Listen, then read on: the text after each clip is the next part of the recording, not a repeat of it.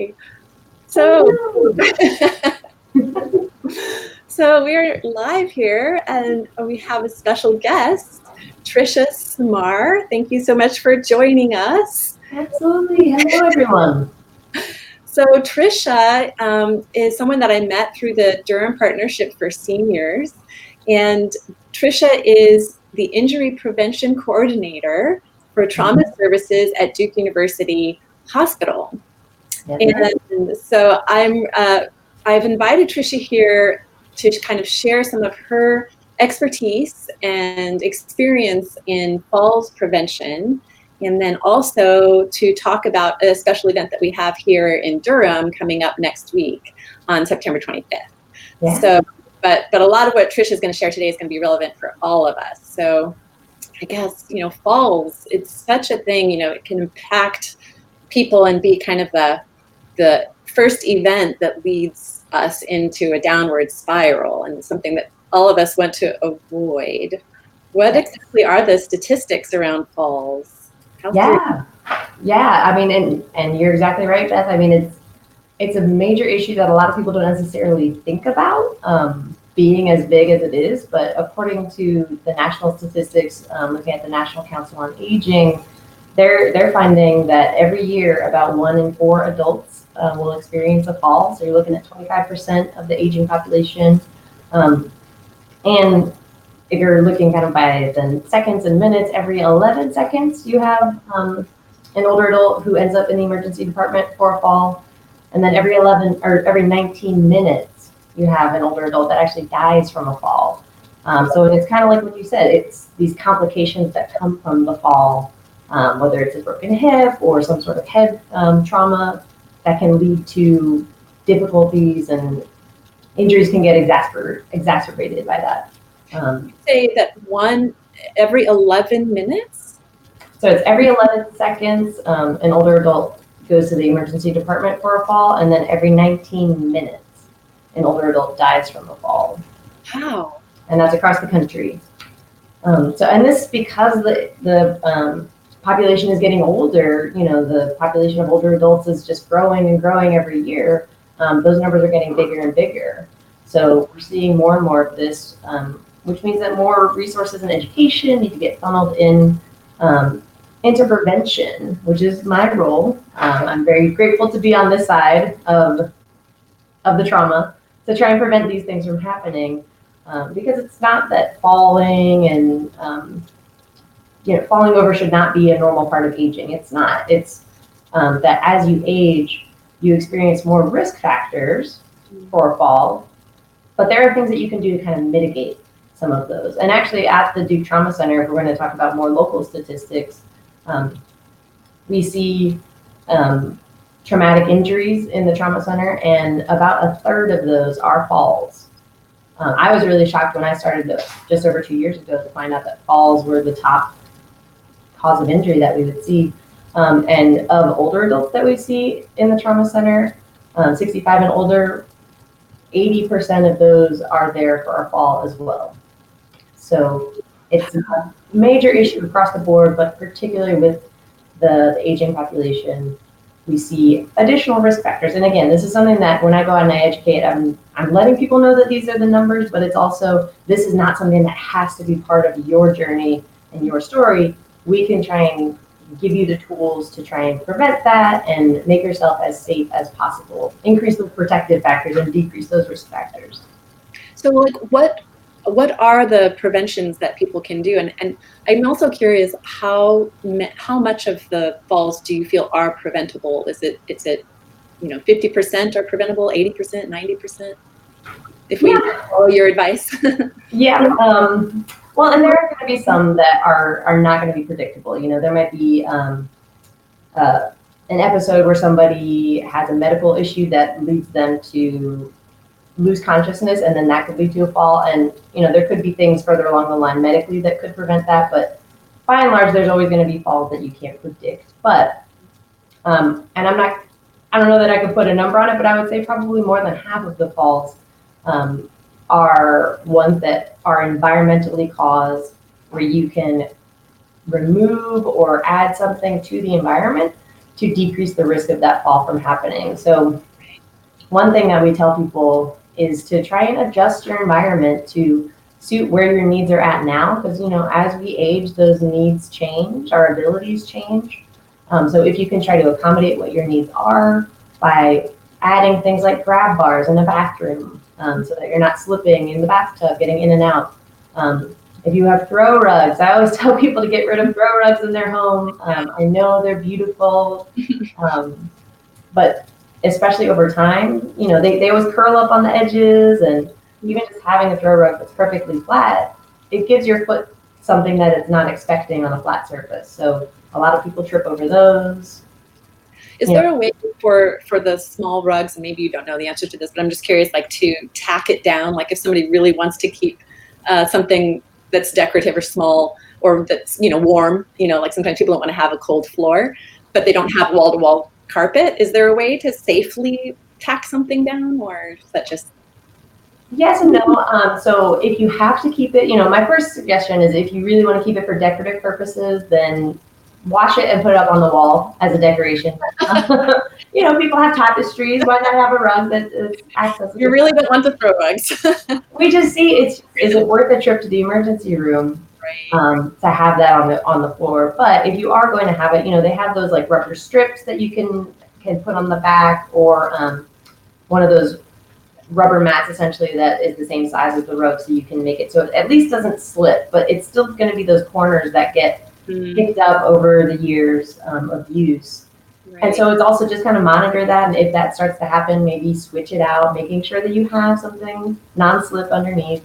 And night lights is another thing. Looking at the environment, where do you have dark hallways where you don't want to turn the lights all the way on when you're going between the bedroom and the bathroom especially, but you want to have a night light. And a lot of night lights will just automatically turn on. They have little sensors that they sense that the sun has gone down, so then they'll turn on, so you don't even have to think about them.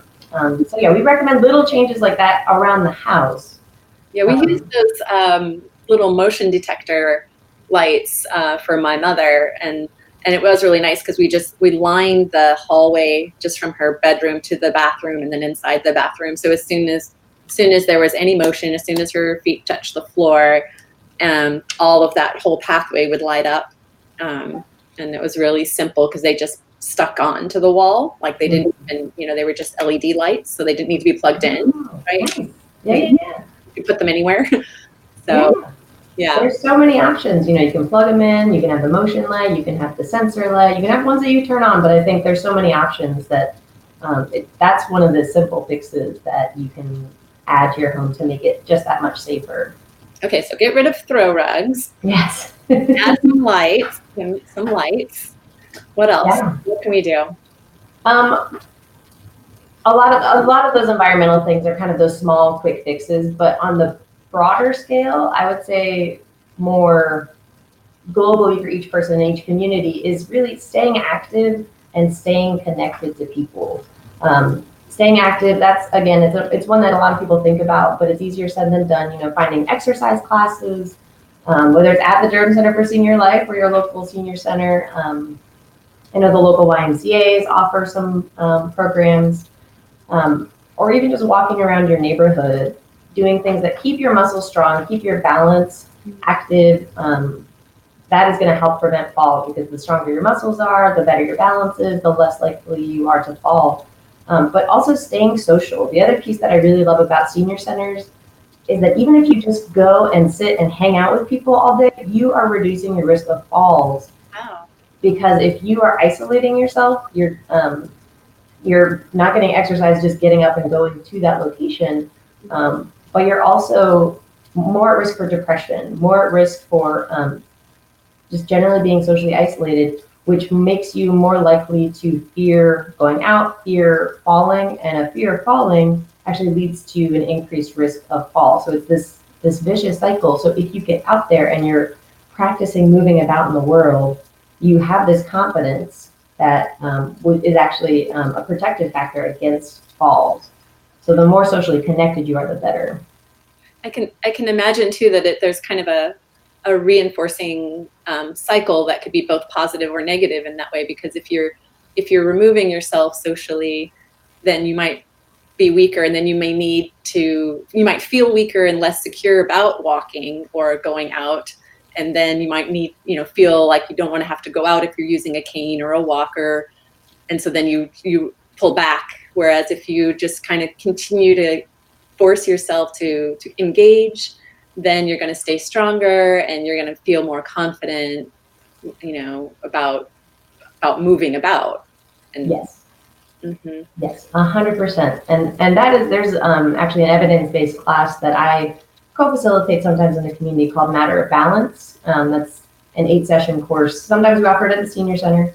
Sometimes we offer it in various communities, but that's really what they go through every week, is really just building your confidence in your abilities, and also getting you out and connected to the community so that you avoid just what you're talking about, that cycle of, oh, I don't want to go out with this assistive device, so I'm not going to go out, which means that your muscles get weak, which means you're less likely to go out, and you just can spiral down really easily. So preventing that from happening by keeping those skills and abilities and social connections really strong. And just since you mentioned the Durham Center for Senior Life, I want to just say that this month is actually the month of Senior Center Celebration Month. And so today, the Durham Center for Senior Life here locally is actually 70 years old. It's amazing.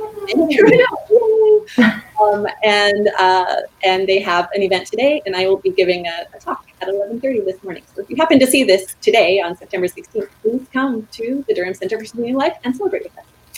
It is a really amazing center and facility that we are so lucky to have here locally. So a lot of people don't know about it. Yeah.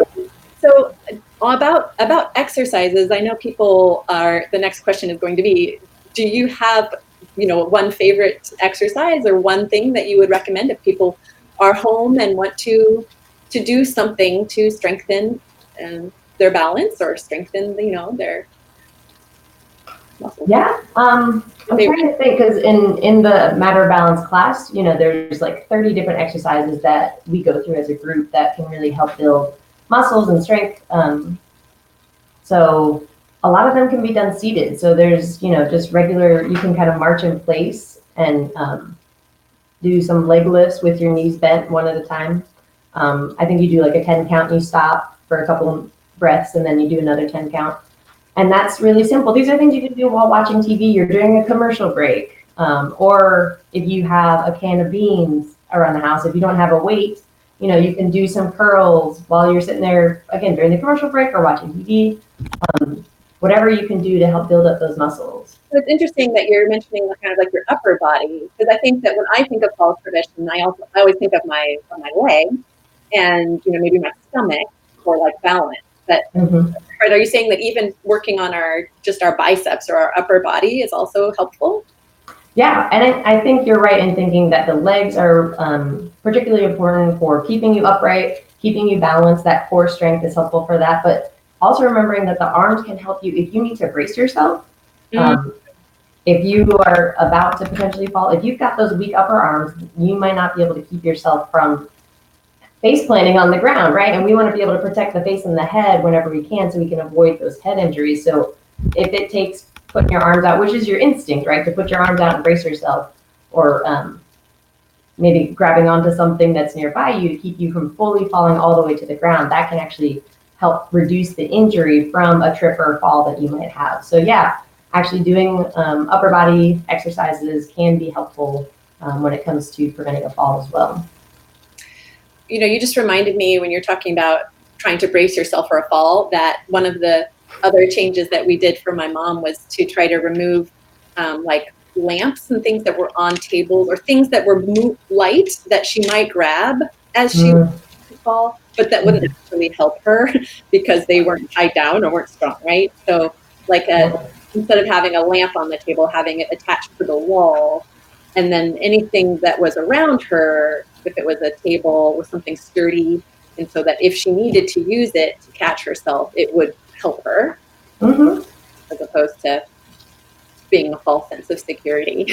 Absolutely. I mean, and the same kind of concept comes into play when you're thinking about like the bathroom. I mentioned the grab bars. Right. And if you have a grab bar actually installed into your shower or bathtub by a professional, it's in there, it's in the wall, it can hold body weight. But so many people, if they don't have it or if they don't think about it, they might reach for the towel rod or the shower curtain, which is on just the shower curtain rod. And those are meant to hold a towel and a shower curtain. So, I weigh a little bit more than that. So I don't think that would catch me if I fall and put my whole body weight on it. So it's the same kind of concept where you are instinctively grabbing out for something to keep you from falling. But if you're putting in place things that actually could help you, if you're making sure that stair railings are actually like screwed into the wall and aren't wiggling around, just making sure, like you're saying, all of those things are actually that you might grab onto can support a human's body weight. That is helpful. Mm-hmm. Awesome. Well, I wanted to share for those people who are here in Durham that there is an event coming up. See if I can put the flyer up here. There it is. Woohoo. That is so this coming Wednesday from 9 to 12. And Tricia, you'll be there. And I'll be running around kind of coordinating things, but I will be there. Are you giving a talk, or what exactly can people expect on this day? Yeah, so we'll have about 10 different exhibitors talking about and sharing different resources related to falls prevention and different activities that people can get involved in to, again, keep them connected and active. And one thing that I'm really looking forward to is it's one of the ones that's top on that list, the Balance and Falls Risk Screening. So in the gymnasium area of the Durham Center for Senior Life, we'll be having physical therapists coming, and they will be doing risk screenings for participants to see, how at risk are you of a fall, based on these different balance, skills, assessments, that kind of thing. And then they'll give you resources that you can get connected to in the community, whether it's, participating in a community-based program or connecting with a medical provider to talk more about these risk factors to try and decrease your risk in the future. We'll also have some refreshments as well. Always important. Yes.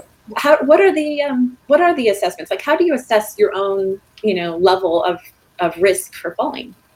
Yeah, there's actually a tool through the CDC called STEADI. I can't remember what it stands for, but it's STEADI. And they have a self-assessment that participants at the event or anyone who's watching can go ahead and download.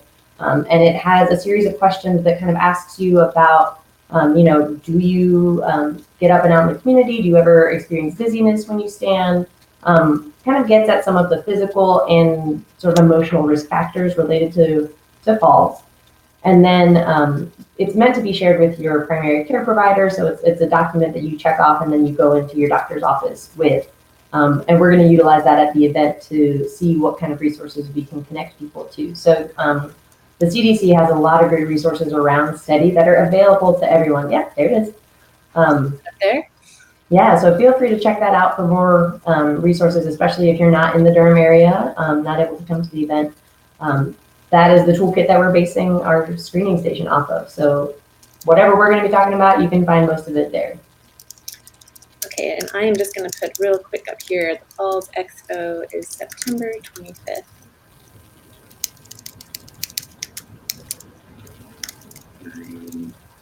And 2.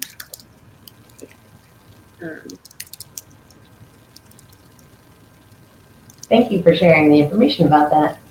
Yeah. This is our second annual one. We had our first one last year, and it was a pretty big success. So we're hoping to bring more people from outside of the senior center to join in as well. Yeah, and so this will be, I don't have it up there, but it's going to be at the senior center, right? Yeah. It's going to be held at the Durham Center for Senior Life, which is at 406 Rigsby Avenue. That's the one. So that's awesome. Great. Well, thank you so much. Are there any other last tips that we didn't cover that you want to share? Like, make sure, like, anything that you wish you could tell everybody about falls that we haven't covered here today. You mean other than get rid of the throw rugs? That's my favorite one. But no, I mean, it really is important to look at your environment and really do an environmental scan of the rooms in your house to see what is a potential fall risk, but also getting active and staying social with the community that you're involved in. Those are really the things that can help decrease your risk of falls and help you feel connected in your community as well. We didn't talk about shoes at all. Are shoes important? Like, are there shoes that you think people should avoid? Like, should they avoid sandals or slippers or things like that? Yeah, well, first thing, a lot of people will walk around in just socks, and that is definitely Okay. a fall risk factor, especially if you have, linoleum, wood floors, anything like that. So don't just do socks. If you're going to do something to keep your foot warm, do a full-on slipper that has some tread on the bottom, right? That has kind of that firm, sturdy bottom. And that's really what you want to look for. You want to look for a sturdy shoe. Shoelaces, if you can avoid them, is better because those can come untied and become a fall hazard. Oh, really? Yeah. I have, a pair of sandals that I use for demonstration that have a Velcro strap on the back and they stay on just fine, but then they have these shoelaces for no reason, just for fashion. Oh. And I'm sitting there thinking, this is just adding a risk factor that you don't need there. So yeah, making sure that the tread on the bottom is sturdy, that it has good deep grooves so that you can not be slipping around. A sturdy shoe that doesn't really like twist. If you hold it in your hand and you're twisting it around, it shouldn't be doing that so that your foot doesn't have the ability to really slide around that much. And sandals are less desirable than a full shoe that's covered on top, just because, again, your foot can slide out of that and then your foot's kind of going in a direction that's unexpected and your body might respond to that by falling. So sturdy, good soles with good tread, avoid shoelaces if possible. Awesome. So we got one more tip out of you, see? There you go. You did it. You got it out of me. You'll have to come to the expo to find out the rest. Yeah, exactly. Tune in for more.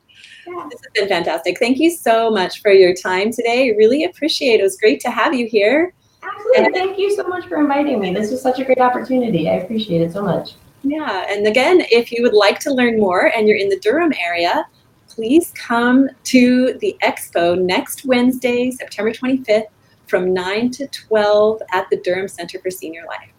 So thanks so much, Tricia. Thank you. Hope to see you all there. Hey. All right, you too. Bye.